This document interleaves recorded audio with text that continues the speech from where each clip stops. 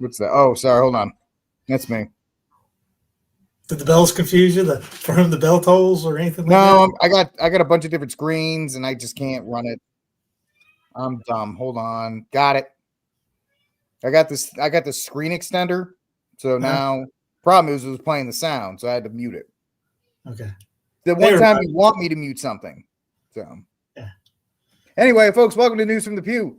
Things happen. We talk about it. And maybe I'll mute myself. Maybe I won't. I am Rick Barrett, host of Rickcast, The Armed Papist, and many other things. And I am happy that you folks are joining us on this Easter Friday. Happy Easter. He is risen. We are in a celebration time, and we are happy that you are here with us. And I am joined by the one and only Stephen Cunningham of Census Fideum Press, Census Fideum Espanol, Census Fideum in French, Census Fideum around the world. Mr. Worldwide, Stephen Cunningham. Census Fideum, the lunchbox. Census Fideum, the flamethrower. The kids love it. Anyway, Steve, how are you? Happy Easter, buddy. I'm well. Happy Easter, you. Christ is risen. He is. He is. There's been people that give me grief for posting the Eastern sermons. And you can't. I don't know about anybody else. I get pumped up with it. They come out and they just here's going to read the gospel, which is pretty good, and they come yelling, "Christ is risen!" And then if you don't yell it out enough, one priest up in he's up in northern Pennsylvania, he'll do it again. Right, that's right. And he goes because I sent Father Malak here a link of it's the Friends of St. Elias. And I think they're in Jersey, and their choir. I sent him the link. I go, their choir is amazing. He goes, that's not the choir. I go, what is that? Who is it? He goes, that's the entire parish. That's amazing. And it goes back in a sense of Dom Garnier. If you read him on, I think it's during Christmas one. He talks about singing the Gloria. He goes, he mentions sing it so that the walls start shaking. No offense to I'm a Lannerite guy. I mean, do we do that at all? No, but those guys. I was at the Eastern's burial liturgy at 6 p.m. And if we had the pre-55, I'd go to the pre-55 and then I'd go to that right afterwards. Man, and just their little choir. It's only like 12 guys, but they were thunderous. There was one. I mean, I was getting like jacked. I was like, "You guys sound great," and if we could do that might, we argue and worry about so many things, but the joy and the just the Easter part when sermon, Christ is risen, get excited. He's just ho hum, well this day, the empty tomb, another Sunday, yeah. You can eat meat again now, folks. If Happy you want Easter from all our from our parents, the guy next to me, and everyone else. Happy Easter. Easter egg. The little grease. Boom. Yeah, I mean, it is kind of the biggest event of the Catholic year, so it is kind of the defining moment of the church. So you might want to get a little excited about it. But they read mostly John Chrysostom's sermon for Easter Sunday. Mm-hmm. It's about 5 minutes long, and we didn't. That thing is spectacular if you read it. And in the middle of it, Chrysostom yells, "Christ is risen." So when the priest says it, the congregation yells it back. That's great. It is, and it's really that actual joy that we should be having instead of being weighed down by the rest of the world. But it is interesting in that regard. All right, well, let's put a damper on everybody. Everyone excited? Now we're going to throw some poop at you. That's right. Now let's get into the muck, if you will. We got things to talk about, and yes, we are going to cover that subject, but we're not going to do the speculative nonsense and everything that a lot of other people have done. We're just going to report on what it is and what's going on forward. So. Easter Monday, Holy Father, Pope Francis died, and now we are in the midst of the 8 days of mourning, and he will be buried tomorrow at 10 a.m. Roman time. I know President Trump landed in Rome today There's rumors that Joe Biden is somehow going to find his way to Rome. I don't know how he's going to do that, but it's going to be a big deal. They've sealed the coffin with the 3 layers. I think it's like lead, oak, and then something else. Is that AI or is that real? It's Breitbart. It's Breitbart, Mom. As James Alvin Pilato was saying, it's Breitbart article. I don't know. It could be. I mean, there's no way that they didn't smile at each other one time in their lives. They took a photo, everybody used it, and they just ran with it. So we have that, and of course we have the subject that everybody in the Catholic sphere is talking about, which is the conclave, which is going to be happening. We'll get to the conclave after the death part. Let's actually talk about the fact that the funeral will take place tomorrow, and it's it is what that's a very interesting thing. Like, a good Catholic should not mourn the death of Francis. Let me just say this: the vitriol, and I don't know if I'm using the right word, Steve and Amy. The vitriol that's coming out now at Pope Francis's death is, I don't know, it's a little disconcerting because call me crazy, Steve, but there was this thing where our Lord Savior did say to like pray for your enemies and stuff, and the people that persecute you and the people that don't like you. But yeah, there's I mean, obviously there was priests long before. I mean, years ago, started saying, I have it on the channel, pray for his holy death, which is, fine to do. And people did take that and turn it around and out of context and things like that. Pray for him to die. He's like, you pray for him to have a holy death. Exactly. And I mean, it's just like if you had we brought this up, and people brought this up many times. You have a abusive dad, and maybe you've been estranged from them for years. You still love him because he's your dad, and you may shed a tear or something at the funeral because it's your dad, or you might not, but you still feel hard. You're not pulling the Batman scene where after he squeezes the guy's hammer and looks at him and goes, "I'm glad you're dead." You don't do that. You know what I'm talking about with the little joke. And yeah, I mean, is it a good thing? I mean, everyone knows what happened the last 15 years. It's not like that's hey, it's been rocking and rolling. It's been kind of wackadoo. Say like 15 years of Brandon in a sense, if you want to put it in that level. But yeah, I mean, just be happy that it's I guess over in a sense. Be relieved it's over. But we shouldn't be like, ding dong. I've seen guys put, there's literally a guy who's on the Lincoln newspaper in Lincoln County, North Carolina. I won't tell you his name, won't tell you the order he likes to participate in, but his first one was ding dong, the witch is dead. I'm like, wow. Yeah. And there's some guys that have taken it way off their rockers. Pray, hope, don't worry. Pray for a soul, as always. This is pretty interesting video I saw that came out. Around me, this exact spot was jam-packed with people last night, lining up to see the body of Pope Francis lying in state inside of St. Peter's Basilica. But right now, it's really thinned out. There's no line around me whatsoever, and the numbers reflect that. According to the Vatican, 50,000 people walked by the body of Pope Francis in the first 24 hours. It sounds impressive, but you compare that to John Paul II when he died, and it was 10 times that number. 500,000 people walked by John Paul II to see his body in the first 24 hours. Now, what does that say? Why aren't as many people coming?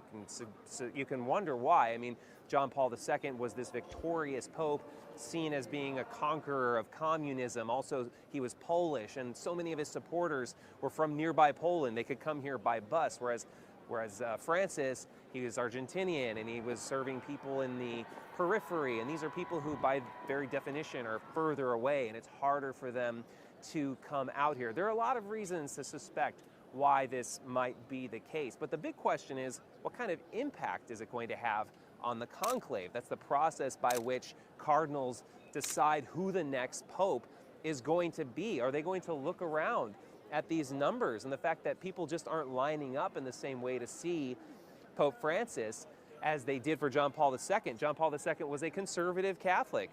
Francis was seen as being more progressive. Is this going to be seen as a rebuke of his policies? Are they going to look at the lack of crowds here and think maybe it's time for a change? Maybe it's time that the church is changing and therefore we as cardinals need to make a shift as well. I remember Ryan and I talked about that on our old show, that he was saying that the people in Italy didn't like him at all. So, I mean, that would make sense if I know numbers are there. Not a lot of people from Argentina are probably buying tickets earlier in the week to go out there. It's going to be hard. And the people that do, put him up as, selling his, candles and such. Remember years ago, they were making all this hullabaloo stuff, and they're not going out there because, I mean, they don't have the heart. They have the want of the message that was being pushed. But at the end of the day, they don't have the heart, the will to see it all through to keep that thing going. Be thankful, like she said, Amy said he made me a full trad. God can make, straight lines out of curvy things. There's a lot of good that can come out of what had to happen. As one priest, Father Abernathy, talked about in a lot of his podcasts, it seems like this was a cold water on the face, in a sense, in a lot of areas, wake us up to get, hey, we can't just be, put our legs up in the lazy boy and say kumbaya, everything's awesome type deal. We got knocked down the last decade. So, and will that happen? Will that continue? Who knows? Regardless, pray, hope, don't worry. Worry about becoming holier every day. And yeah, I mean, if God wants, we deserve a good leader. We get the leaders we deserve. We deserve it. Let's make it to the point that we do deserve it. And don't worry about what your friend is doing or that podcaster is doing. You worry about the man in the mirror, as Michael Jackson sung about, and you get that guy to be the best. The litany of humility, make me as good as a Catholic, as holy as I can, as long as the other one is as holy as I should. Make everyone else holy as long as I'm holy as I should. So, I mean, that should be your goal every day anyway. So, regardless, you can go to hell under a bad pope. You can go to hell under a good pope. You can go to heaven under a great pope or a bad pope. Doesn't matter. End of the day, you're not going to be at the pearly gates going. So, what was your feeling about His Holiness that I said that? You can't be like, but I was under Francis. That's why. That's not going to be something that works. As far as longevity, he was, Pope John Paul II was there for 27 years as Pope, and he went through major events, which, a lot of people marked as important. Obviously, the fall of communism and all these other kinds of things. And he traveled the world, and he was very much, he was just beloved. He was very much beloved for his time. And Pope Benedict, Pope Benedict is Pope Benedict. I will give Francis this. At least he reestablished that the Pope goes until they die and not retire. So, I mean, you got to give him credit for that, because there were whispers that he was going to retire because he wasn't in good health, and he didn't do that. So we've reestablished that the Pope is in office until, he is gone. And it really is a reminder of the fact that it is God's church, and God's church will be governed however accordingly. So yeah, you pray for the Cardinals that are coming up. And thank God that Benny Vacantism is officially dead. Oh, right. Oh, people, Benedict resign, Francis. Please, can that be thrown and stopped and all that? At least, no. Mm-hmm. But I mean, kind of like with State of Vacantis now. Okay, what is it to you guys? What has to happen for you guys to be accepted? I mean, do you have an answer to that? Ask your favorite State of Vacantis. What is your answer to you being unified to the church again? If their answer is there is none, then the gates of hell prevailed. Church is gone. God lied. Jesus lied. He was a fake fraud, all that stuff. They have to have an answer. They can't just sit by and go, well, we don't like you. And, we don't like this. What is your answer? You have to have some kind of response. If everyone's fake pope, and not a real bishop, not a real bishop, not a real priest, not a real bishop, what is your solution for when the conclave happens? They have to have something. I don't know what it is. They got to have an answer. They can't just sit back and cry about it and then complain about it. They at least get something. I don't know what. Just they might just be like, they might just say, well, if it's Cardinal Sarah, then it's fine. Right, because that apparently is the popular, at least the conservative bros popular opinion. But just because you brought it up, we'll do more of the Pope Francis stuff in a second. But it seems like today is day 2 of the NFL draft. Yeah, and all these guys online. I think about it the whole time, right when this started. And where's Dion at? I have him here. Here's Shador. Shador's still waiting. Shador and I are doing the same thing, which is just sitting in a chair waiting. But the idea while you're looking for that, the whole idea of the American lens of politics, which I actually, and Steve's frozen, so I'll just keep talking until he unfreezes. My whole thing, my big objection, which I know a lot of people have not been very fond of, is that can we calm down with the DEI? Because essentially, if you want Pope Sarah because he's black, that's how leftists think. That's a DEI hire, and that's unfair to Cardinal Sarah. And if you want this pope or that pope because he's supposedly conservative or he's this, I think Michael Knowles put it right. You can't put American politics on a 2,000-year-old institution. And Steve's gone, so it's just me. Hey, folks, this is news from the pew. I guess my wish was granted. Steve has become Pope, and he is on his way to Rome, where he will now assume the chair of St. Peter and lead us all to victory. By the way, subscribe to sensusfidelium.com. But the whole thing of trying to put the American conservative or liberal lens over it it's frustrating. Because you guys who do this, or anybody that thinks this way, you're setting yourself up for failure. You're setting yourself up for failure, and you're setting up the next pope to go off on a bad foot. And because if you say, because that's what everybody, I want Cardinal Sarah. You realize Cardinal Sarah is a Vatican II guy.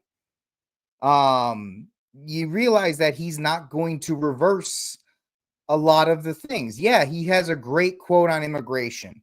Yeah, he's got some great quotes on some other things. I get it. It's very soundbitey. It's very Twitter. I understand. But at the same time, you guys are building up in your head the same way that the MAGAs are building up Trump. Not like he's got to do all of these things.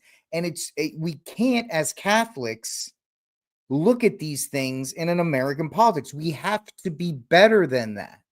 We have to be better. Are we focusing our energy on being American Catholics, or are we focusing our energy on being Catholics first and saying we are praying for the people in the conclave, and the Holy Spirit doesn't pick it, but may they be guided to the best decision. And whoever the pope, we might get a terrible pope.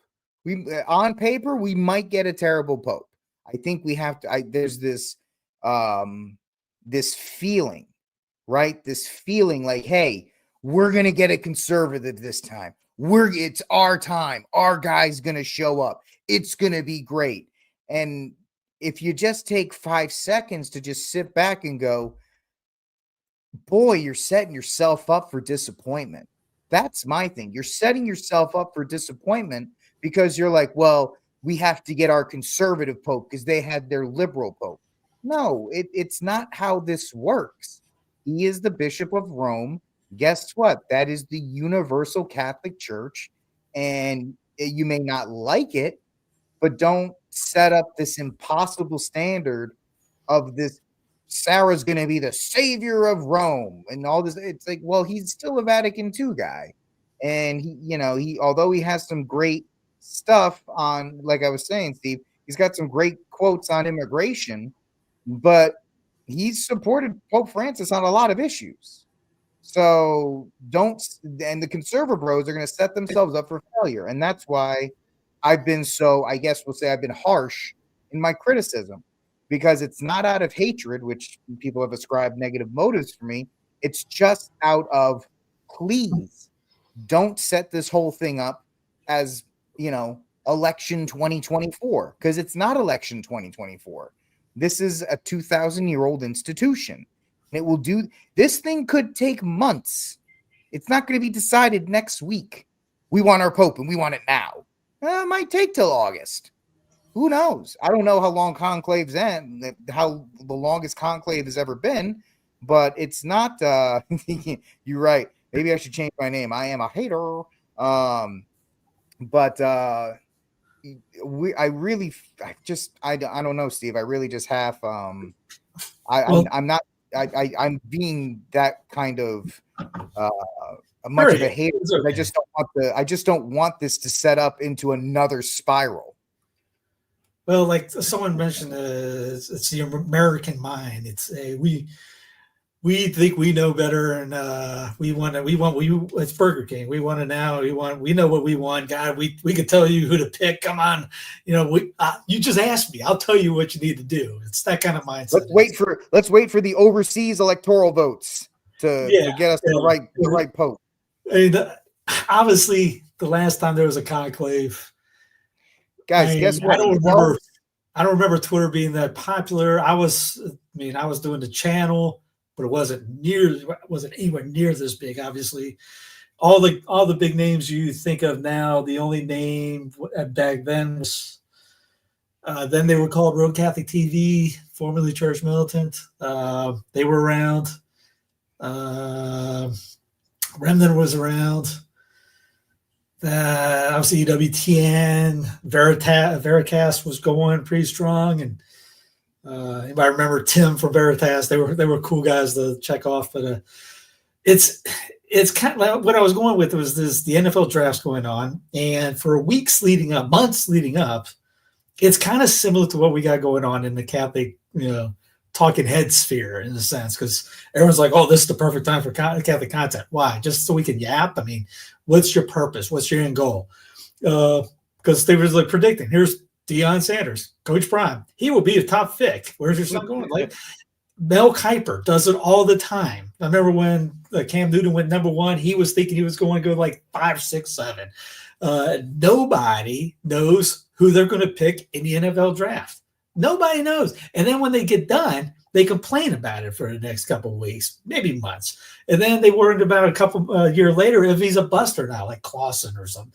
I mean, nobody for years knows exactly what the draft's going to be like. Nobody knows who's going to win the Super Bowl. No one knows that stuff.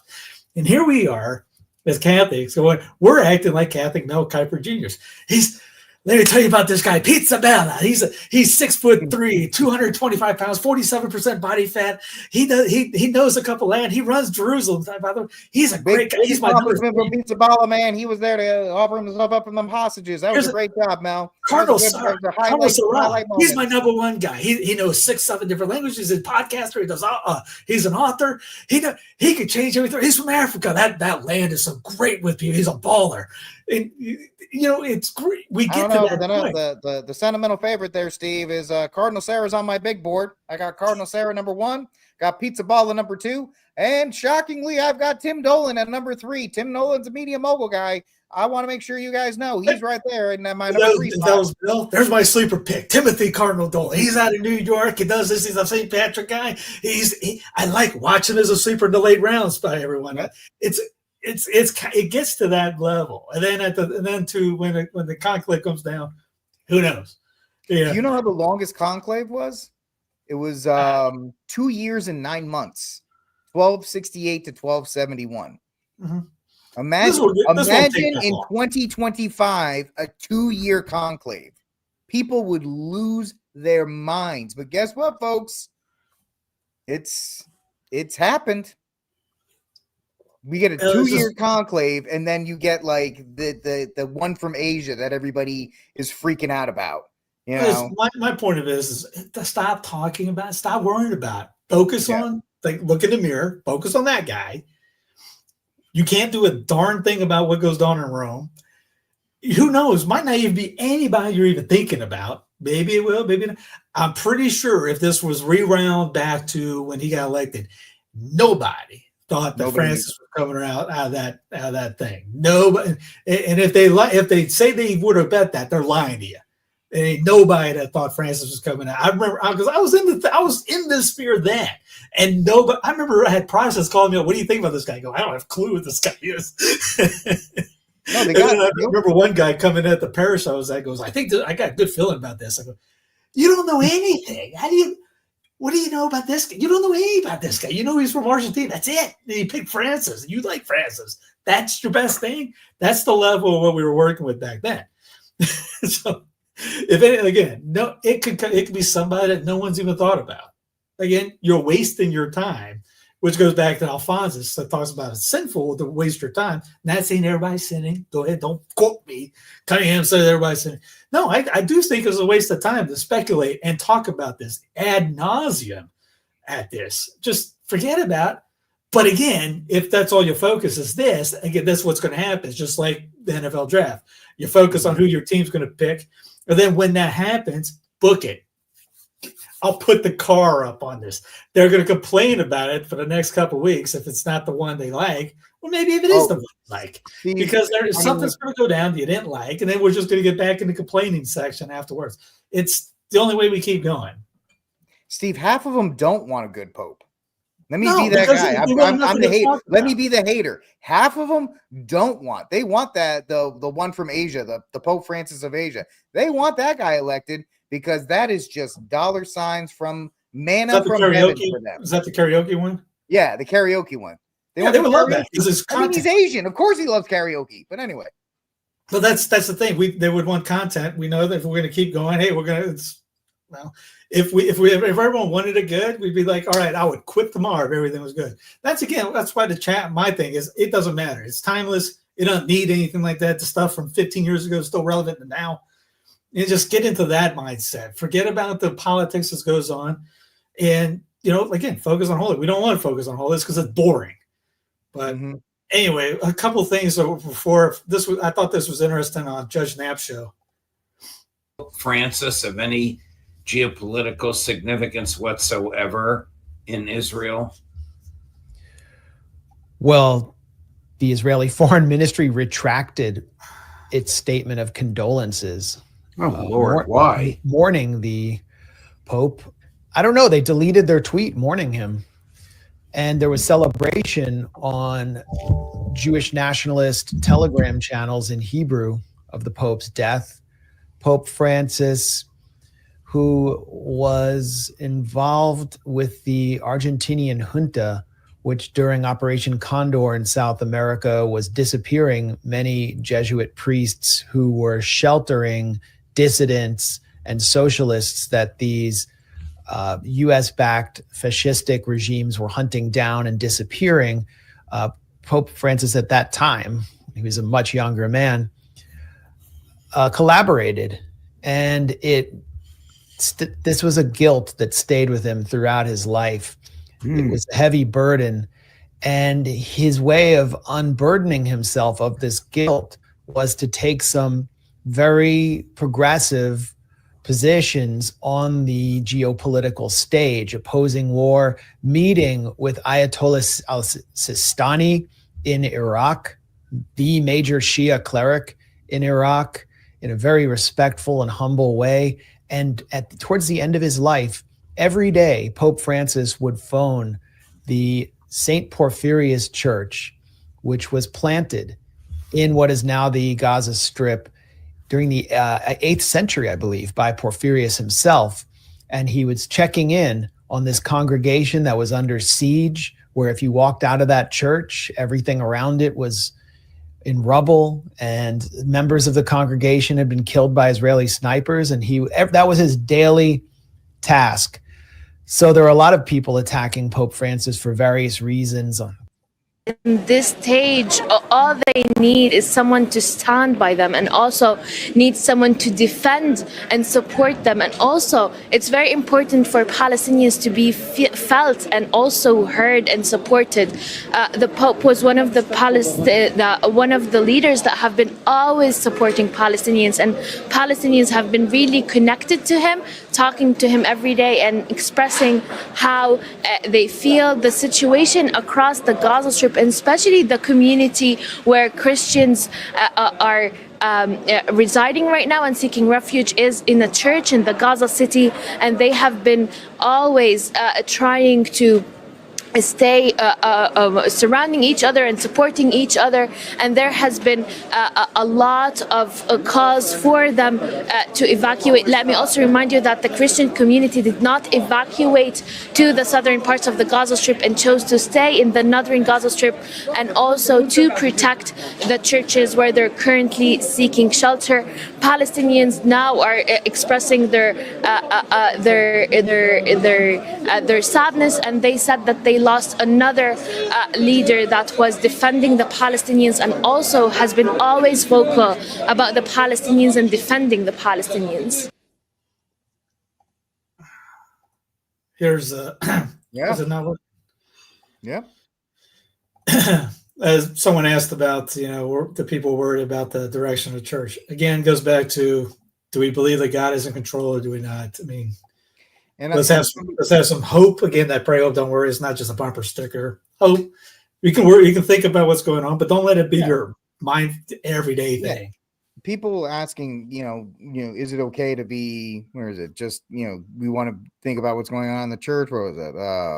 Yeah, absolutely. I think so. But as Steve said, don't make it people do care about the direction of the church. Obviously, we do. But at the same time, what do me, you, Steve Cunningham, do we have any control over that? None. And to set your mind ready, what's going to happen if you have the greatest candidate in the history of the church come up? What is your plan? Think about what that plan is, write it down. Now, when you think about the worst person you could think of, say like a Schubert, Martin, Father Martin, whatever. Think of him. All right, what if he's elected? What am I going to do? It should be pretty much the same darn thing. Should pray, read the scriptures, read the fathers, read saints, go to mass, go to liturgy, do the things of the church, become holy. That should not change no matter who is the vicar is. So just think about it. If it's a persecution in a sense, if things get worse, all right, your mindset, bring it. Let's go. Let's go. Let's see what kind of guy we are. It's not figure it out. We'll get around it. We've had worse. If it's a great one, okay, maybe we get fat and lazy, and the thing happens down here for our kids down the road. But again, kind of how conservatives are with Trump. They call it the Trump slump, because Trump's in office. Everybody kind of just backs off, like. Yeah, plenty of that A little bit more on we got plenty of that coming up. A little bit more on that. Israel's launched a new lobbying organization, VIPAC, Vatican Israel Public Affairs Committee, in an effort to influence the papal conclave, because they were getting tired of all the whole Gaza, that Gaza stuff. An Israeli Zionist named Hillel Fuld gloats over the death of Pope Francis. He messed with the wrong nation. Those who blessed you and all that stuff. Hamas was blah, blah, blah. These guys are evil people. Again, we got more on the Zionists. Here's Francis the day before he died. No, take that back. This is from January 22nd. He apparently did. He did an Angelus. That's what he did on this topic. Talking about saying the end of the genocide. So this is one of the last things he did was to condemn Israel doing that. Here's an Israeli account on Telegram are celebrating news of Francis' death and insulting him with vulgar language. In his final statements yesterday, the Pope spoke about Gaza and a devastating war that is killing, destroying Palestinians, describing it as, quote, creating a horrifying, disgraceful situation. Obviously, I can't translate that, but they're not happy. This Hamas mourns Pope Francis. We extend our deepest condolences and serious sympathies to the Catholic Church worldwide and to all Christians on the passing of His Holiness Pope Francis, and passed away after a long journey dedicated to serving human and religious values. That's good write up. I mean, everyone hates Hamas. The haters don't even write that well. Yeah, right. That is very good. We are very happy. We are very good. Those are You had very good. You had very good statement. We were very who happy was statement. I'm sorry I don't have it up there. Hezbollah. They even wrote a nice letter going, wow. We like it too. We're very, very sad. Well, it goes back to maybe we shouldn't trust the media as much as probably we should. We do. And these guys are bad people. In Moscow, we have our condolences to you Catholics. Yeah, we are very sorry. And our greatest ally is not. Well, you see the video. There was a video of Catholics going down in the middle of Gaza for Easter in their cars, honking horns with sirens going on to celebrate Easter. And again, I think it was a couple weeks last week that we blew up a church and a Catholic hospital. So, USA, Yep. Got to make room for that new Trump Tower. It's coming. They're gonna raise it all, man, just to get that Trump Tower there, so Elon can get more Teslas out. Well, since you brought the Trumpster up, I've just spoken to Prime Minister and war criminal of Israel, Bibi Netanyahu, relative to numerous subjects, including trade, Iran, etc. We call it very well. We are on the same side on every issue. President DJ wants a future king, Trump. That should scare you because that means we're probably going to be a war in Iran with Iran in not so distant future. There's the gamble. Have Catholic Twitter talk about it. They won't because it goes against Trumpism. They can't talk about the other golden calf. But what's going to happen first? New Pope or war with Iran? I got 50-50 on that. Yeah, there's definitely going to be some action in the Middle East. Who knows? There's going to be action in the Middle East, and there's also going to be action on the India-Pakistan border because there's stuff on there too. Also this week, the only common denominator, Steve, is that JD Vance has been to the Vatican and he's been to India, and now those two places are in flux. That's all I can say about that. Hey, candlesticks, we got more on that coming up in this one, so stay tuned. We're also with the Vatican's at Bilderberg. I don't know if you saw that one.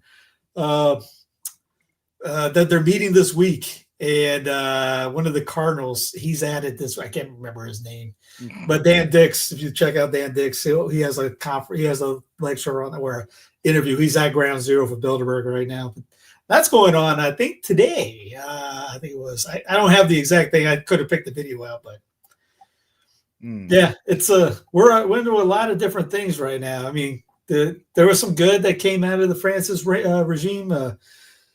Talks with Eastern Orthodox were getting closer. There was rumors of having a unified Easter Sunday for the rest of time, I guess. Mm-hmm. There were better talks in the last 5 decades, from what I understand from talking to Easterns itself. And that was some good. I mean, Bellarmine says there's nobody 100% bad and 100% good. So there was some good with the bad. Again, was it great? No, obviously, but. Yeah, obviously, he made more noise because the liberal media amped up certain statements. Oh, for sure, and made it. They're like, oh, well, he's a big thing about climate change, and who am I to judge? Even though he never wavered on the trans issue, and we have that famous gif where I think Nora O'Donnell was like, "What about women?" He's like, "No." So, did he talk? Did he kind of fly off the cuff a little bit on some quotes? Yes, he did. But when you're questioning 24/7, it's gonna happen. And I thought we have no way to know it, but since we didn't have 24/7 news coverage in the 1800s and 1700s, 1600s, 1500s, thousands, 900s, 1980s, 1970s, there's a good chance that one of the popes back then said something stupid, just somewhere. Somebody asked one question. Who knows? They may not have. They were human. So the odds are in their favor. And also, we're not discounting the fact that Francis made a habit out of being like, no, what he actually means. The gymnastics to apologize more often than not. Nobody's excusing that. Yes, it was a PETA a lot. It was a big PETA having to go, well, technically it's his opinion and it's not the catechism because the catechism is this, but the Jimmy Aiken gymnastics 10 things to know about what happened. Yeah, right. I mean, yeah, they are father gaffes and the plane interviews, and yes, there are a legion of stuff that you should be. It's over. Let's move past it. Let's work on getting the future. We can't do anything about the past. They said learn from it and move on from it. Know what it was. Don't try to repeat it again, and improve on your situation, just like anything else. Yeah. I mean, just as Steve said at the beginning of all this, because that's essentially all we've done is ramble. The only thing you can concentrate on, especially if you're a husband and a father, is you, your wife, and your kids. And if you're a woman who's watching, and I don't know why, is your husband and your children. That is the only thing. Your little kingdom is all you have control over, and that's all you should be worried with. So I can do we could fast and sacrifice all day for the next month, and that's about as good as we can do to do anything with Rome. And as Amy said, that's judgment. I do not. I'm more scared about that part than who's going to be the next victor. I mean, it's cool. It'd be nice to be like, man, that's good. This is going to be good. Happy days are back again. But if it doesn't, oh well. You got to get your mind ready for whatever comes, good, bad, indifferent, whatever. Yeah, no, judgment scares the crap out of me. Judgment. Guys, I do not take it. I am absolutely, I have a healthy fear of my judgment. So I believe you and me. I am as well. So can I cheer you up a little bit then? Please do. I would love that, Steve. Idaho. Yes. I am so touched being here. I'm a girl from the Bronx. Yeah. To be welcomed here in this state, all of us together, seeing our common cause, this is what this country is all about. Don't let them trick us into thinking we are enemies. Don't let them trick us into thinking we can be separated into rural and urban, black and white and Latino. We are one. Alexandria, they told us this was a conservative state. They got it wrong. And Idaho, I know that looking around here, it can feel a lot of people from California. A lot of people busted in from Washington. That's not true. The upper deck's not even full. Simply not true. And from the waitress who is now speaking to you today from this podium, I can tell you, impossible is nothing. And it's Alexandria. So yeah. So real quick, where was that, Lou? She didn't get a voice coach. That was AI filtered. What they did is they took the speech and they ran it through an AI filter. That's what they do with a lot of things now. There are major movies that they run dialogue through AI filters now. So that's all that was. So, and they also come out finding out, I don't have the link, but it was from a couple weeks ago when that came out, that they did a thing that all the people that had their cell phones, they can figure out where they were. And none of them are local. Most of them were not. None of them were from Idaho. Most of them are professional. They travel all over to go to these things. So they weren't the number. The numbers don't add up to the people that were there. So yeah, like that. There was a view of the stadium one time. I go, that could have been filmed at any college any place. Plus, you could also AI, and I know I'm an AI. You get AI the background. You could only have like 3 rows filled, and then AI generate the rest. Yeah, so, they did that with Gladiator with the Coliseum. Yeah, they do it with a bunch. Guys, they do it with stuff you don't even know. By the way, bad Trump. Let me just get out in front of this. I have good Trump, bad Trump. This is bad Trump. this is bad Trump. $50 hat. Super bad Trump. $50. Super bad Trump. I mean, this is just bad optics. Even if it's a joke. Even if it's a joke, it's still bad optics. But he's saying it's not a joke. I know. I'm running until the end. I'm going to be the king. King Trump. Where is that? It's me. Just me. And then I will pass it down to Barron because forget my other kids. I don't care about Don Jr. Don't care about him. And Eric. Who the hell is Eric? I don't even know him. Can I give it to Ivanka? Maybe. She's a Jew, so I could give it to her. Who knows? So yeah, Lou, the left is good. The left is perpetually losing their mind. It just gives them one more thing to lose their mind about. Yeah, that's. I mean, obviously, I mean, a troll could happen out of that, but no, he's not. He's for real because I think the T-shirt says "Let's change the rules" or something like that. And, well, remember there was a rep remember a while back who introduced something into into Congress to do it. So well, with True Kelly says Tyrant Trump, that yes and no. Go look at. I think you're the one that hates the 10th Amendment. I can't remember if you're not that guy. Forgive me, but somebody in the chat hates the 10th Amendment for some reason. They just did a great video today on it's on government by precedent is what it said. It was like the undercover way of how we get on. And was it John Dickinson, I think it was, mentioned he would sign his letter, root out the disease early. And they said the most evil prospect for a group or for a government is not the tyrant, not the dictator you see, but the good guy that does things for the good. And he knows that he's doing it for the good, but knows he's going against the law to make the precedent so that when somebody else comes around, like say an AOC, say a Bernie, say somebody else, you're going to get it handed to you without KY jelly being used. It's going to be brutal. I mean, here's just small potato ones. Trump called paying mothers $5,000 baby bonus to have more children. A good idea. If you just got rid of the IRS, but it's not a good idea. It's just welfare. It's just more welfare. He has no authority to do that. Yep. Here it is. Trump seeks to normalize relations with Al Qaeda. ISIS-led terrorist group junta in Syria wants to do business with the Al Holina regime.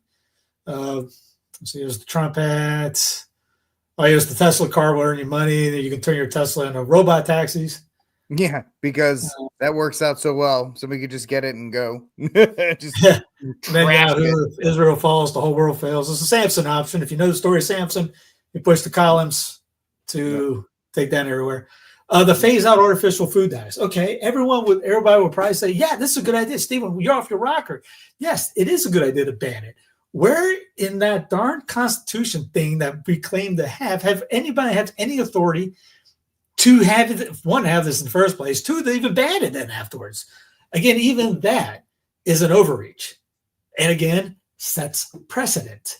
And when you get precedent set, good luck getting that. When the other guys come over, it's going to be I can't imagine how bad it's going to get when that stuff comes out. Because then on top of that, I don't know if you guys have seen this. Here's what's coming on with Palantir, as one of our guys brought up earlier. Instead of abolishing the IRS like he and Secretary of Commerce Howard Lutnick said they were going to do, they are now allowing Peter Thiel and Alex Karp, and by extension, the CIA, NSA, and probably Israel, unfettered access to it. But did you see that we got an Israeli defense somebody in the White House now too? Palantir AI will be harvesting all your financial data and will be weaponizing your finances against you. This is the foundation of the technocratic social credit system being established while DJT in his cabinet. Why does the mega cult still believe DJT's on his side? Is because influencers get paid by the wellness company to tell you to. And is it because they believe in the two-party system to exist, or is it because you're retarded? Anyway, I'll play the video of him yapping. Well, think about it. Donald Trump announces the External Revenue Service, and his goal is very simple. His goal is to abolish the Internal Revenue Service and let all the outsiders pay. I mean, this is someone who is focused on America. Let's drive down our waste, fraud, and abuse. I'll give you an example. Cruise ships. You ever see a cruise ship with an American flag on the back? They have flags of like Liberia or Panama. None of them pay taxes. None of them pay taxes. Every super tanker, none pays taxes. Alcohol, all foreign alcohol, no taxes. This is going to end under Donald Trump, and those taxes are going to be paid, and Americans' tax rates are going to come down. That's what Donald Trump wants to do. Balance our budget and cut our taxes. I mean, imagine a Democratic senator going against that. What planet are these people on? So there he goes. Here's the Palantir World Order, DOGE, is partnered with Palantir to build a mega API for the IRS. The mega API would centralize sensitive taxpayer information such as names, social security numbers, income, and filing history in a one platform accessible under federal systems. Great, googly moogly, cannot wait. ICE signs $30 million contract with Palantir to build Immigration OS, an operation system, huh? ICE awarded Palantir Technologies $30 million contract to develop a new software platform to expand its surveillance and enforcement operations, building on Palantir's decade-long collaboration with ICE. Key features and functions. The OS will give ICE real-time visibility into visa overstays, self-deportation cases, individuals flagged for removal, including foreign students flagged for removal but for protesting U.S. Israeli genocide. OS will integrate data from multiple government databases, helping ICE track immigration violators and coordinate with agencies like Customs Border Protection. It is designed to streamline the entire immigration enforcement process from identification to removal, aiming to reducing time, labor, and resource costs. Well, that whole best you can get is this is that. Hey, you want to get rid of the IRS? No, the best we can do is to get rid of the direct file program for free tax filing. So, yep, that's the what is it? That's the Pawn Star meme. I want the IRS gone. Best I can do is get rid of the free option. Sorry. Yeah, Pawn Star. Best I can do. But make America great again, guys. That's really what it is. Don't worry about it. It's we can't do anything else but make it worse. Trump 2028. Forever. Trump forever. Wakanda. It was Wakanda forever. It's Trump forever. Wakanda forever, yes. Trump forever. And again, it goes back. Here's the 10th Amendment Center on sanctuary cities. I'm not 100% with them. You can hate and want to shut down immigration sanctuary cities all you want, but if you misunderstand the Constitution, you are not defending it. You are helping destroy it. Here's the deal. If a city physically blocks federal officers from enforcing immigration law, that's a supremacy clause issue. Well, if it simply refuses to help by withholding officers, jails, data, or money, that is not. Because you've seen guys that we're not giving any officers, I think it was Boston or somebody that said they're not doing anything with officers. The federal government has no power under the Constitution to force states to use resources to implement or enforce out federal acts or regulatory programs. None, zero, ever, nothing. 0.0. That is not a radical idea. It's one of the most fundamental principles of the constitutional structure. One of the main reasons they ditched the Articles of Confederation for the Constitution, and claiming otherwise, the truth that puts the red-headed libertarian closer to Hillary Clinton than the founders. Know the Constitution before you wave it around, because she put out naturalization's Article 1's responsibility, which would thereby place sanctuary cities in violation of U.S. Constitution's supremacy clause. Again, we're so nationalistic, and then when we get our guy in office, we become just like tyrants everywhere else. No, we got to go in. They're locking up judges right now who don't bow to the Trump administration. Again, well, I asked that Benny guy. Technically, the judge was obstructing federal immigration law. She's breaking the law on that. I'm talking about there's 4 or 5 other people that got arrested. Oh, okay. Oh, there's more than one? Oh, I only heard about the one. Yeah, there's like 4 or 5 now. Oh, in that case, never mind. Continue. And then the whole thing with the one dude with due process, because they're not doing due process. And I had people fighting. Oh, you're going to have due process 20,000 people? Yeah, because wouldn't you, if you were in that 20,000, want to make sure that, hey, I want them to, it's the suspension of habeas corpus. Oh, we got conservatives saying we need to suspend habeas corpus right now. That's how crazy it is the Lincoln Republicans are the party of Lincoln. If you don't believe me, here it is. When your own intelligence apparatus around the president is trying to undercut him so he has no standing in the court when he does exactly what you say he has to do, which is suspend habeas corpus and start. So it looks like 2 Catholics that are for suspension of habeas corpus. Rolling them out of here, brother. Well, is that the same deep state that indicted them 4 times? We don't care what they say, okay? We have common sense. We watched our country be invaded for 4 years by 10 to 15 million illegal aliens, many of them men of fighting age, okay? And when I say suspend the writ, not only is this a constitutional power in Article 1, Section 9, but we're not even suspending it for American citizens, okay? There's none of that. These are illegal aliens. They do not have a right to be here. They get deported. If the courts want to stop us, we go around the courts by using constitutional authority to do so. And the president who used this the most is the Democrats' favorite president of all time, FDR, okay? FDR used it. Abraham Lincoln used it, and Ulysses S. Grant used it. And you know what? They're all their faces are on our money, okay? They ended up being pretty good looking. That's the best argument you got, DC? Mr. Well, I mean, DC's not exactly a scholar. He's just a MAGA tryhard. That's it. In historical hindsight, and Trump has the chance to do that. We have to normalize this. You cannot allow 20 million illegal aliens to invade our country and allow them to stay. This is an invasion. That is what an invasion is. Time to start taking drastic action. I understand what President Trump is doing. He's going through the process.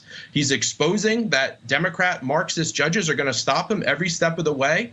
At a certain point, I feel he's going to have no decision but to do this. And you know what? If he stands strong and he does it, he'll win in a landslide in the midterms. Because Excuse me, Senator Grassley, on that same subject, the Constitution, the framers of the Constitution said that every person, not citizen, every person within the jurisdiction of the United States has due process.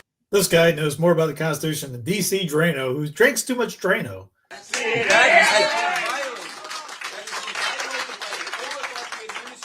And we would like to know what you, as the people, the Congress, who are supposed to rein in this dictator, what are you going to do about it? These people have been sentenced to life. Now everybody's going to get upset that he said dictator and just go on the two-party rant. Oh, look, dictator, thing like that. No, he's 100% right on the due process thing. And here's one, where's the Fox News? I'm surprised Fox even had this on. And I don't remember where the blast thing is. There. Oh, here, check this one. He just reached for his gun. He's like, step out of the vehicle right now. I said, okay, I'm stepping out. Bashir Attallah recounts the moments he says U.S. Customs and Border agents detained him and his wife for several hours Sunday night. For no reason. And even if there was any reason that I don't know about, they didn't even share that reason with me. Attallah is a U.S. citizen. The couple was coming home after visiting family for Palm Sunday. I was detained. I was not free to leave. Holding sense, no shoes, no jacket. It was freezing cold. The real estate attorney says the officers wouldn't let him call his sister, an immigration attorney. She tells us she didn't get a call until 3 hours later. What happened to my brother is not reasonable. It's an abuse of power. Celine says CBP accessed Bashir's email, which contained client information, under duress. Bashir says he declined going to the hospital after experiencing chest pain because he didn't want to start the whole process over again. We asked New Hampshire-based immigration attorney Ron Abramson about this case, which he isn't affiliated with. Detaining people with no basis is not something America does. This sort of incident raises the question of how far will this go, and is anyone safe? Celine Attallah asking another question. What message are we sending to people who are legally in this country? I really felt like a criminal. Customs and Border Protection officials got back to us at about 3:45 this afternoon. They say, quote, the traveler's accusations are blatantly false and sensationalized. CBP officers acted in accordance with established protocols. Upon arrival at the port of entry, the traveler was appropriately But no one's removed just because of a tattoo. In other words, the alien entity tax means you can grab somebody and you can deport them without an extended hearing because you have labeled them a terrorist. Because you've said you've determined that somebody is a member of the gang, and therefore they don't have to go through the extended process of the opportunity to have a full hearing. That's what you're saying. I mean, let's just be clear. I'm saying we're following the laws of this country, and there's a different procedure for each one. We're doing things within the frame of the law. We're doing things legally. Okay. I stand by that. Now, again, I'm not a constitutional scholar. I'm not going to argue this in court. That's what the Department of Justice does. But I'm sitting here today thinking we've done the right thing for this nation, following the laws and the Constitution of this country. All right, Tom Homan, the Trump administration's borders czar, thank you for joining us this morning. Thank you. Shut up now. Yeah, I can't, it won't let me pull this one up. Maybe Maybe the powers are be. Oh, here it is. Here's Fox News. 13 guy. Let's be very clear about this. The accusation of being MS-13 is based on a double hearsay testimony. They never followed up with it. And a detective who weeks later was indicted for sharing confidential information. His legal status, Abrego Garcia's, was approved by the Trump administration in 2019. And every year since then, he has checked in with the Department of Homeland Security. And nobody has said anything about him being a gangbanger. Until he was? No, not until anything. He became a prop. To this day, it's not about being a prop. There will be other senators that are looking into these because it is reported that over 75% of the people that were on that plane have not been convicted of anything. That's actually been documented. And then I put on Clown Planet when we didn't do a show last week. Trump actually came out saying the illegals that worked in the service industry section, they're fine. Don't touch them. Most of the people that are getting in the paddy wagon right now are ones that are talking about Israel in a not so favored way. Now, what is it? Is it how that is, or not? Interesting. I mean, I've asked Trump, the homers asked, so why aren't the service industry people getting snatched up? If it's just about legal immigration, don't say these guys were okay then. You can't say this group's bad, this group's okay. And just, again, the habeas corpus, which anybody doesn't know, it's you have to if you present the man for a crime, you have to put a crime to the body.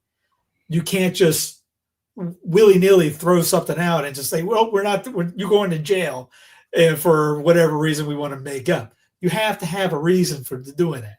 And yeah, there's a reason why Lincoln did it. McClanahan did a great 40-minute one on what the habeas corpus in Lincoln about this. Again, it wasn't all over the entire union at the time, but still did it. And again, goes back to precedent. He did it. Washington did a little bit of it. Not good, but they use it. Any precedent they can find to do it, they will find another way. Yeah. I mean, it's everything, and Steve said it before, everything that's being done that you approve under the Trump administration, President BBL will do it, and she will do it with such fury that you guys are going to be screaming to the heavens when it happens. It's just, you guys are opening up Pandora's box, and you think JD Vance is going to win in 2028, so it's not a big deal or whatever the case. No, you guys are you're absolutely setting yourself up for failure.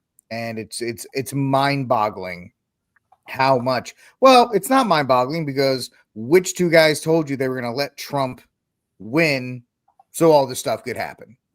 You know, so they could do all this, so they could run under the guise of immigration reform and all these other kinds of things, so they could set up Real ID and all these other kinds of biometric tracking that everybody just seems to be okay with now because, you know, Trump said it or whatever the case may be. You see what his spiritual advisor said the other day? Oh my gosh, yes, I did. I can agree with you more. I've been going since about 1986. It made the Bible in so many ways. Can you stop hiring blondes? With people, with the culture, with the nation. I took my children and my grandchildren right before the. I'm going to fast forward because I can't stand her. Exactly where Jesus stood. You can walk in the footsteps of Jesus. See, I'll just and the Hebrew kings. The Pilgrim's Path. And everywhere. And the prophets, all the prophets that you know, Jeremiah, Isaiah, you know. It's so life transforming. I love going up to Shiloh this past time where Hannah prayed and just meditating there and seeing just the richness of the Bible in its entirety. I mean, it makes everything make sense. And now the archaeological things that have been discovered and the findings that are still happening really give people such an education that I'll be honest, they will not get over here in America at 30 minutes in a church or an hour to church service. They certainly won't get in the universities over here. Well, it's almost, I say as a Christian, it should be mandated to go to Israel before you get to heaven. I'm so with you. But the fact of the matter is, I hate to bring it back, but Pope Francis did have one great one where him and Netanyahu, did you see that when him and Netanyahu and Bibi was like, and that's where he spoke Hebrew, and he was like, Aramaic. he just kind of was like, nah, he spoke Aramaic. But this worship of the one particular country in the Middle East that we seem to always kind of be doing the bidding of is kind of ridiculous. Here's the latest hire. Okay.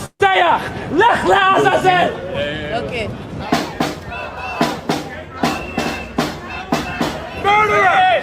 This man had blood on his hands! Shot! That's the latest guy to go into the White House. Here's him at Mar-a-Lago. Our country is the Minister of National Security of Israel is here.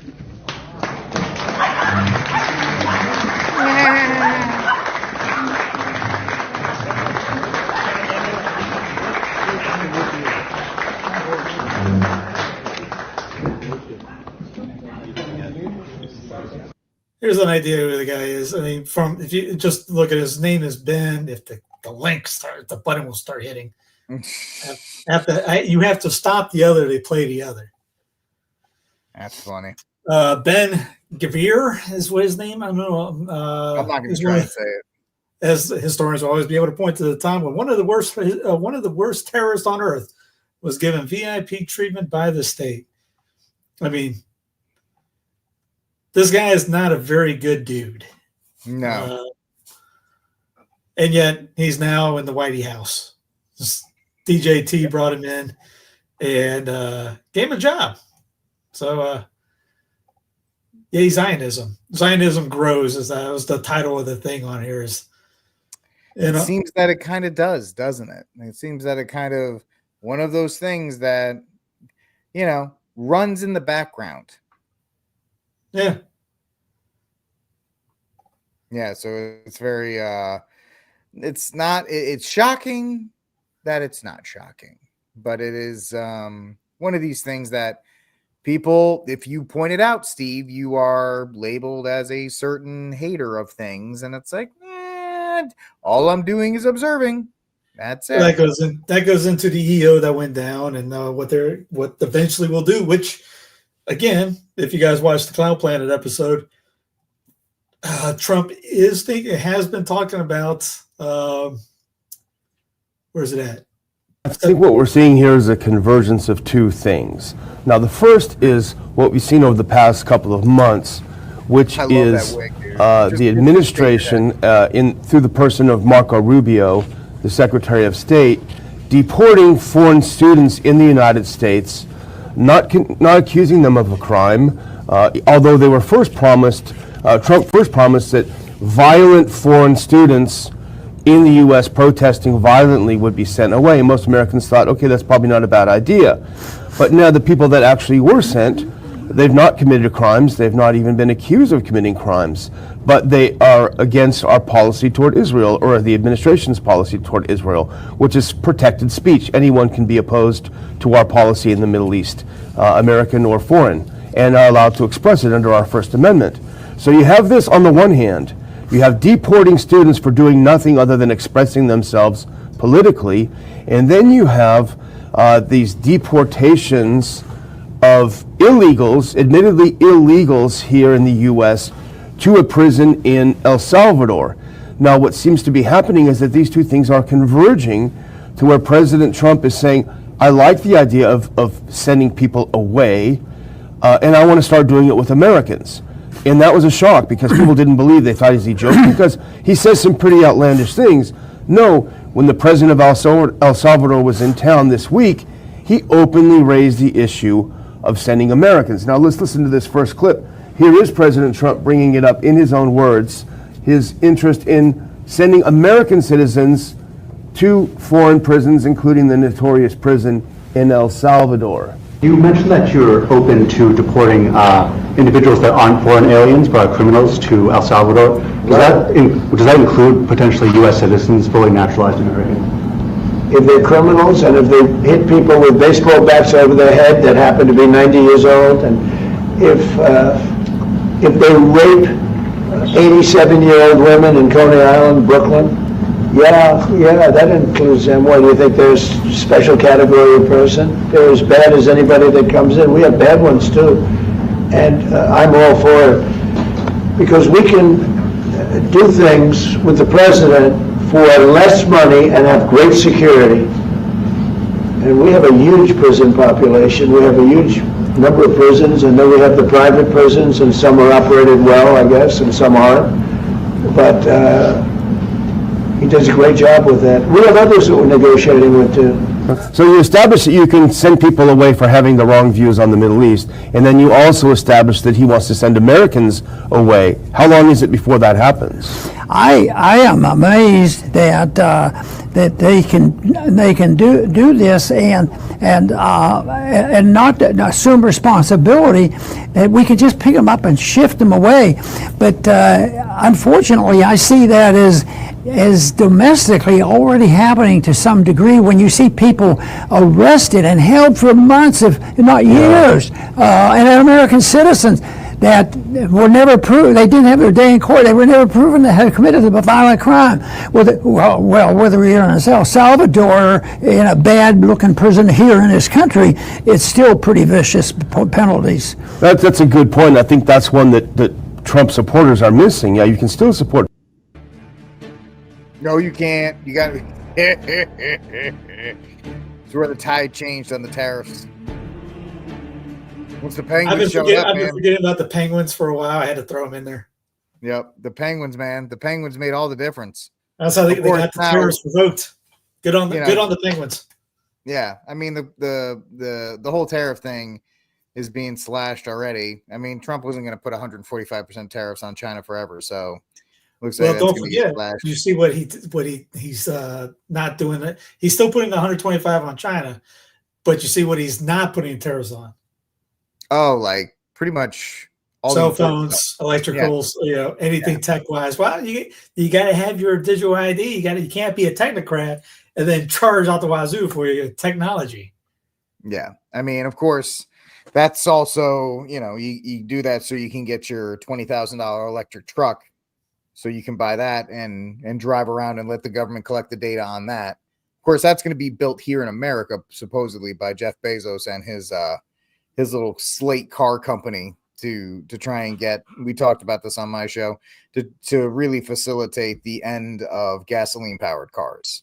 It's absolutely crazy how this is going to be. I know Steve doesn't have the video and I don't think he's going to like this, but I'm going to play the video, just the commercial that was all over X today. Is a slate. This slate seats 2 and can carry sheets of plywood. This slate seats 5 and can fit tons in the frunk. It's actually the same slate. This is narrated by me, Jeff. I work at Slate and just happen to have a great voice. He really does. That's Chris, our CEO. Chris thinks new cars are too expensive and too complicated. A Slate cost in the mid-20s. Brand new. One sec, Chris. Actually, under 20 after current incentives. Go ahead, Chris. We took out everything that wasn't a car. That means no fancy screen, colored lighting, cooled seats, self-driving, self-parking, automatic cup holders. Yes, that's a thing. But you can add accessories like little screen, big screen, SUV kit, fastback kit, open air kit, one speaker, a bunch of speakers, big bumper, spare tire holder, slatelets, fun grills, even funner lights, colors, any color. Really, wrap it in any color. And Slate Access Points means you can add an accessory now, later, or even make one yourself. It's like a potato head. Wait, maybe there's a better analogy. Actually, there is. Slate is the chameleon of trucks and SUVs. Seriously, just add the SUV kit. There are 3. A Slate is not like other cars, or trucks, or SUVs. And Slate is not like other car companies. Slate, we built it, you make it. Oh, by the way, you saw the sweet little old lady that was the CEO. Oh, I'm the lady that owns it. Yeah, no, it's actually Jeff Bezos. Jeff Bezos backed startup company. So it's really not the sweet old lady that you're led to believe. It's just Amazon collecting Amazon data. does one and X does the other. Yep. And the range on it at most 250. So it is a perfect vehicle for what, Steve? It's a perfect vehicle for your 15-minute city. One of these days, everyone else is going to pick up on this. I actually thought Steve was kind of, I didn't think the 15-minute city thing was a real thing when we started doing the show. Now, every time I see it, like, that's a 15-minute city thing. That's a 15-minute city. I'm seeing it just as much as Steve is now. And it's like, as soon as that car showed up, it was all over my timeline because Amazon just dumped money onto these people, these influencers, to push this. Oh, it's a $20,000 car. This is amazing. It's going to be so affordable. Everybody's going to want one. I don't want one because in the summer down here, as my guys were saying, you won't be able to drive it because you turn on the air conditioning, the battery's going to die. You try to drive that thing in Minnesota in the winter, it's going to get buried. There's a reason why guys drive F-250s in the rural areas of Maine and New Hampshire. And it's not because of big truck. It's because it's the only way to get from point A to point B. But that's what they want, man. They're just trying to get you to object. Oh, what a shock. Somewhere Hillary Clinton is cackling. Trump was asked about Epstein today or the other day. Mr. President, you said, when can we expect the Epstein documents to be released? I don't know, and I don't care. Which documents? The Epstein files? I don't know. I'll speak to the Attorney General about that. I really don't know. All on Bunny Bondi. I know that we've done the RFK. The Kennedy, Martin Luther King is out there very shortly, so we'll find out. But we've really announced we're doing them in full transparency. You know, when we did JFK. No, it's so transparent. Say, oh, maybe it was so transparent. It's so transparent. Steve Cunningham. I don't even know what I'm talking about at this point. I just love the memes every day. The Gulf of no one's been arrested yet. Yeah, right. Yep. The Gulf of the Epstein files. Yeah, yep. The Gulf of nobody. Yeah. Hey, Tim Pool, while you're sitting there, telling everybody how not dressed up they are, and you got your little beanie on, and why don't you ask that question? Hey, where's the Epstein files? Yeah, right. Won't ask that. Nope. That's off limits because Cash Patel and Dan Bongino are on the case, and he trusts them. Of course, they're your boys. They're your podcast boys. So of course you don't care because they'll do whatever they do, and it's so stupid. It's so tired at this point. I'm just whatever. I don't know. Nobody really believed that was going to happen, right? I know this show said that wasn't going to happen. So why would you believe that? And so it's just one of these things that can just be put up to promises made, promises kept, right? They keep saying that. Promises made, promises kept. Every time. Except with the Epstein list. And except with the deportations. And except with the getting the Ukraine war done in 24 hours or any of these other kinds of things. The president voted for, the president you got. And that's very much on point for that. It's very, very true in that regard. But I don't know. It is, we're not, there's no use to complaining about it. It's just guys bringing it to your attention that there are things going on, things that are running around behind the scenes that you should be aware of. But don't worry about them. I mean, you should be aware of them, but don't let them govern your life because we cannot fear. We cannot give in. We cannot be depressed, or we can't be any of those things. It goes against our teachings. But it's good to know. Yeah, it's going to be fun. Off topic. I'm sure everyone saw that. Klaus Schwab resigned on Monday, which people were probably like, yeah, we're winning. It's like Hydra. Another snake's going to come out, and nothing's going to change from those guys. It's just a different head dude leading it. The new head dude looks just as much of a Bond villain like he does. Yeah, it's nothing changed. Yeah. U.S. war games simulated full-scale battle with China and the Philippines. Yeah, great. Yeah, I'm sure everyone's going, yeah, I voted for that. Yeah, exactly. And this is a weird old AI you just sent me. Yeah. He's hanging out with Pope Francis, hanging out with Amy Winehouse. Come on, man. That's crazy. Pele. And just remember the planetary world order is rolling and moving and grooving. Ladies and gentlemen, Peter Thiel, JD Vance's owner, is doing a heck of a job in the White House. So anybody that says, JD is not a great guy, just remember, if it weren't for Peter Thiel, you wouldn't know who JD Vance was. That's right. You wouldn't have JD without Peter Thiel. So understand that. It is definitely a thumbs up on that one. So last one for the global news is the UK to greenlight experiments to dim the sun and bid to stop global warming. And that's it, ladies and gentlemen. We're done for this. We have completed our full circle for tonight. And so I guess did it. Yeah. So I guess Cry Room and Saint of the Week. I'm crying right now. Does that count? Yes. Yes, I give it to you. I give it to you. Go ahead. I'm going to give my Saint of the Week. I'm going to give a shout out to a fellow person on the Twitter stream, and that is good old Catholic Comedy on X. He has absolutely just killed it with the Pope Francis AIs. There's been some pretty hysterical ones. He's got an entire thing going with the cast from what was it? The USA show Psych.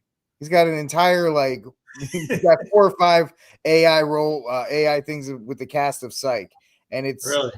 I just tell you, he is hysterical and he's killing it right now with that. So he did one of The Rock. He did one of Jerry Seinfeld. Of course, I forgot about The Rock because imagine say Pope Rock came out and gets on the Angela list. That would be a real thing. To all the millions and millions, he'd be 100% right. The angel of the Lord declared unto Mary. You'd have that going. Of course, my favorite one was John Wick, Pope John Wick the First, that I put out there because I had to. Come on, guys, you know me, I had to do that. So, Catholic Comedy, he's my Saint of the Week because he's absolutely killed it on that. Good job to you, brother. My Cry Room, I'm going to put Shador Sanders in the Cry Room.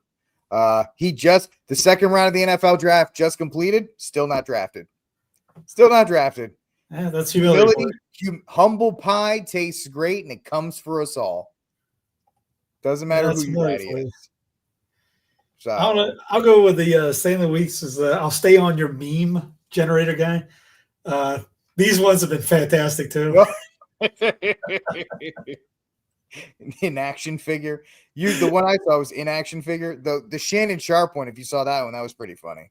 The Shannon Sharp one, and whoever's putting the meme things like that, it's just great stuff. So good. Good humorous. I know AI is going to take over the world, but until then, it's pretty hysterical. The Cry Room is, I know everyone's going to be probably mad at me on this one. News, the Trump administration has announced we will put an end to Joe Biden's illegal student loan bailout attempts. No student loan has been referred to collection since March of 2020. So they're making a big hoop-de-doo on the student loan things. We mentioned it 2 weeks ago. Or did I do it with you, or was it on me? No, we talked about it. And all 95% or something are going, the bond is just pretty much no one's paying anything like this, and they're hammering those guys. And then you see all the Epstein folder guys going, well, if you didn't get a loan for having basketball, even, I'll go ahead and mention I got a student loan. Exercise science degree and all this. I'm still paying it. Been paying it because the principal and the interest is so doggone sky high. You're probably paying for about 5 times it. So I mean, again, most people with 2 working brain cells will tell these guys, "Hey, if you got rid of the interest rates and the increase, they would probably be already paid off." But no, it's so terrible. The thing. These universities get the money. These guys get to roll the money. And it's the people that get screwed at this. And when the housing bubble destroys itself, which it's getting worse every day. I watch this, and no one's buying homes. You watch it. They're gonna go 180 on that. They're gonna have to do that. They're gonna have to forgive the loans just to have people buy homes. Yeah, well, that's one of those things that's kind of worrisome. That's going to crater an economy that's already kind of teetering, is when you start enforcing that. Now, of course, you take a contract out, you are there's obviously the idea of it, but I've argued both sides. Columbia, Harvard, their their endowments are in the billions of dollars. They should not be charging they should not be charging loans to one single student. Right, my whole college, the Rhode Island College, makes $15 million in endowments. They should be able to run their own. Like when you go to a car company, Ford, you get Ford credit, and they loan you money. That's where you should be loaning money to the institutions, and they should be the ones in charge of paying it back. If you're going to do it that way, the government shouldn't be backing its own loans and any of these other kinds of things. But at the same time, if you take out the loan, you should be, there is an expectation that you're going to fill it out and that you're going to pay it back. Yes, the kid's 18, kid doesn't know any better. Another thing people don't talk about is how they send credit cards to kids in colleges and getting kids in credit, like, oh, 0%, and I get a credit card for whatever. And then kids come out of debt with both college debt and credit card debt already. So it's a lot of problems within the college system we've talked, but just the financial interest and the financial problems. Yeah, there's a lot wrong with it. And then you add in PPP. Yep. Those guys, I mean, the guys that have billions of dollars in the government that are telling everybody, oh, you got to pay. They didn't pay back PPP. I found out that DJT had like a couple $100 million forgiven in debt. Yep. So, I mean, again, you're talking, I'll go ahead and say it. I'm for to, you and I have said it. You abolish it. I'll be paying this stupid thing for 20, 30 more years. Yeah. And these are one of those, you're not hearing the guys, oh, yeah, I've been paying it for 20 years. I'll be paying for another 20 years. You're paying to your dad, essentially. So, but yeah, I would be fine with it. And also there's the how many priests can't be priests because they can't pay off their loans. Yeah, that was I can't remember who brought that up long ago. They were talking about Mejubiju, saying that if people would spend the money that they were spending for Mejubiju and give it to and help out people that want to go into religious orders or priests, that pretty much all these guys would be paid off there. Because there was a group called, was it John Vianney name? Vianney? These guys would learn how to raise money to help pay off their debts so that they go into a seminary or religious order with debt free, because some orders require you to go to college.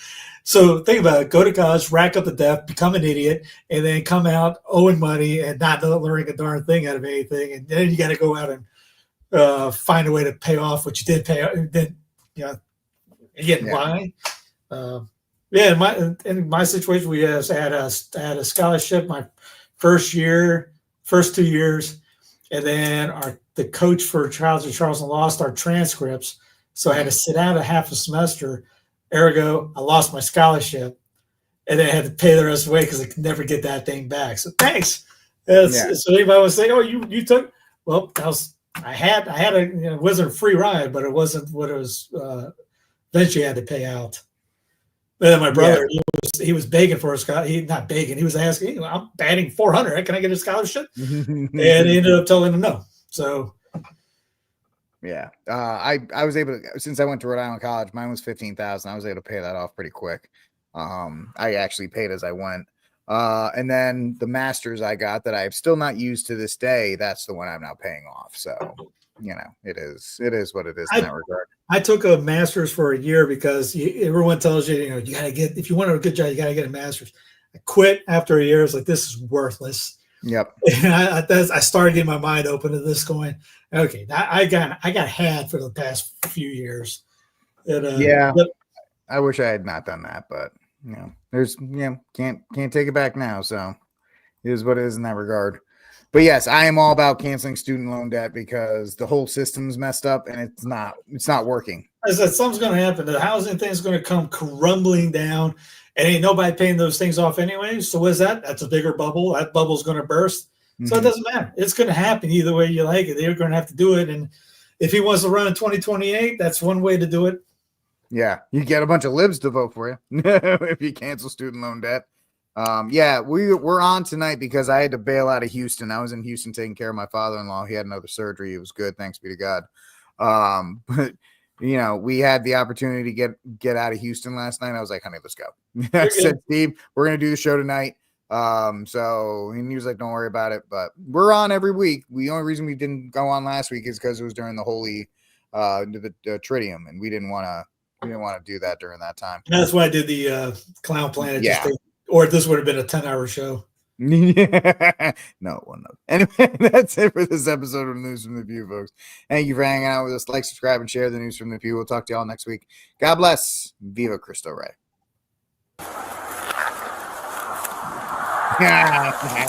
Hot fire! Shots fired! Shots fired!